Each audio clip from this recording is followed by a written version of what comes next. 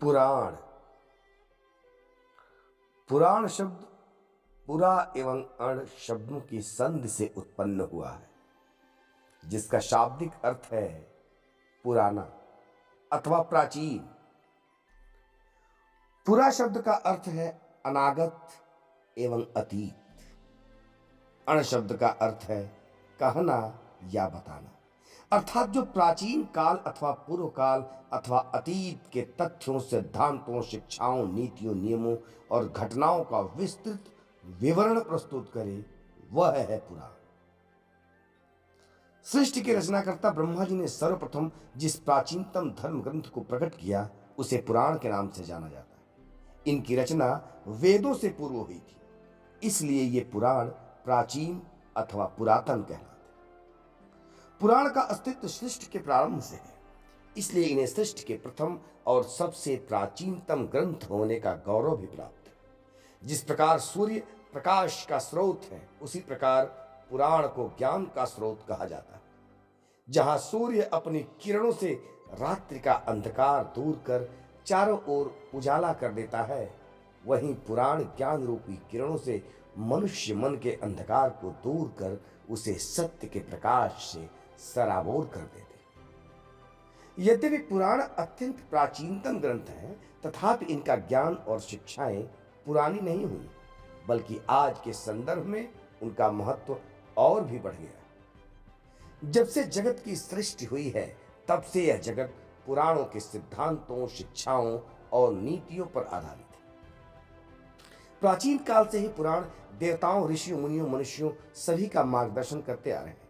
पुराण उचित अनुचित का ज्ञान करवाकर मनुष्य को धर्म एवं नीति के अनुसार जीवन व्यतीत करने के लिए प्रेरित करते रहते हैं। मनुष्य जीवन की वास्तविक आधारशिला पुराण ही है। इनके अभाव में मनुष्य के अस्तित्व का ज्ञान असंभव है। पुराण मनुष्य के शुभ अशुभ कर्मों का विश्लेषण कर उन्हें दुष्कर्म करने से रोकते हैं। ये शाश्वत है, सत्य है और साक्षात धर्म भी है। पुराण वस्तुतः वेदों का ही विस्तार है, लेकिन वेद बहुत ही जटिल तथा शुष्क भाषा शैली में लिखे गए हैं। अतः पाठकों के एक विशिष्ट वर्ग तक ही रुझान रहा है, हमेशा वेद तक। संभवतः यही विचार करके वेद व्यास जी ने पुराणों की रचना और पुनर्रचना की होगी। अनेक बार कहा जाता है कि पूर्णांत पुराण, जिसका अर्थ है जो वेदों का पूरक हो, अर्थात पुराण, जो स्वयं वेदों की टीका है। जो बात वेदों में जटिल भाषा में कही गई है, पुराणों में उसे सरल भाषा में समझाया गया है। पुराण साहित्य में अवतारवाद को प्रतिष्ठित किया गया है। निर्गुण निराकार की सत्ता को स्वीकार करते हुए सगुण साकार की उपासना का प्रतिपादन इन ग्रंथों का मूल विषय है। पुराणों में अलग अलग देवी देवताओं को केंद्र बिंदु बनाकर पाप और पुण्य, धर्म और अधर्म तथा कर्म और अकर्म की गाथाएं कही गई हैं। प्रेम, भक्ति, त्याग, सेवा, सहनशीलता आदि ऐसे मानवीय गुण हैं जिनके अभाव में किसी भी उन्नत समाज की कल्पना नहीं की जा सकती। इसीलिए पुराणों में देवी देवताओं के विभिन्न स्वरूपों को लेकर मूल्य के स्तर पर एक विराट आयोजन मिलता है। एक बात और आश्चर्यजनक रूप से पुराणों में मिलती है, वह यह है कि सत्कर्म की प्रतिष्ठा की प्रक्रिया में अपकर्म और दुष्कर्म का व्यापक चित्रण करने में पुराणकार कभी पीछे नहीं हटा और उसने देवताओं की दुष्प्रवृत्तियों को भी विस्तृत रूप से वर्णित किया है। किंतु इसका मूल उद्देश्य सद्भावना का विकास और सत्य की प्रतिष्ठा ही है।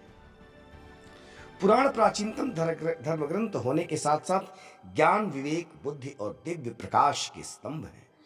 इनमें हमें प्राचीन धर्म, चिंतन, इतिहास, राजनीति, समाज तथा अनेक विषयों का विस्तृत विवेचन पढ़ने को मिलता है। इनमें सृष्टि रचना, क्रमिक विकास तथा पुनर्रचना, कालगणना, अनेक युगों में मनवंतरों की समय सीमा, उनके अधिपति मनुओं, सूर्यवंश और चंद्रवंश के संपूर्ण पौराणिक इतिहास, उनकी वंशावली तथा उन वंशों में उत्पन्न अनेक तेजस्वी राजाओं के चरित्रों का वित्त वर्णन मिलता है। ये पुराण समय के साथ बदलते जीवन की विभिन्न अवस्थाओं व पक्षों को उनके प्रतिनिधित्व से करते प्रतीत होते हैं। ऐसे प्रकाश गृह हैं ये पुराण, जो वैदिक सभ्यता और सनातन धर्म को प्रदीप्त करते हैं, ज्वालमान करते हैं और उन्हें प्रकाशित करते हैं। ये हमारी जीवन शैली और विचारधारा पर महती प्रभाव डालते हैं। गागर में सागर भर देना अच्छे रचनाकार की पहचान होती है। किसी रचनाकार ने 18 पुराणों के सार को एक ही श्लोक में व्यक्त कर दिया है। अष्टादश पुराणेषु व्यासस्य वचनम द्वयम परोपकाराय पुण्याय पापाय परिपीडनम। अर्थात व्यास मुनि ने कहा है कि 18 पुराणों में सिर्फ दो ही बातें कही गई हैं। अष्टादश पुराणेषु व्यासस्य वचनम द्वयम परोपकाराय पुण्याय, अर्थात पर उपकार करना, दूसरे का उपकार करना ही पुण्य है, और पापाय परपीडनम, अर्थात किसी की आत्मा को कष्ट पहुंचाना, पीड़ा देना, यही पाप है। यही वेद और पुराणों का सार है, यही सनातन धर्म का अभिप्राय है। बहुत बहुत धन्यवाद।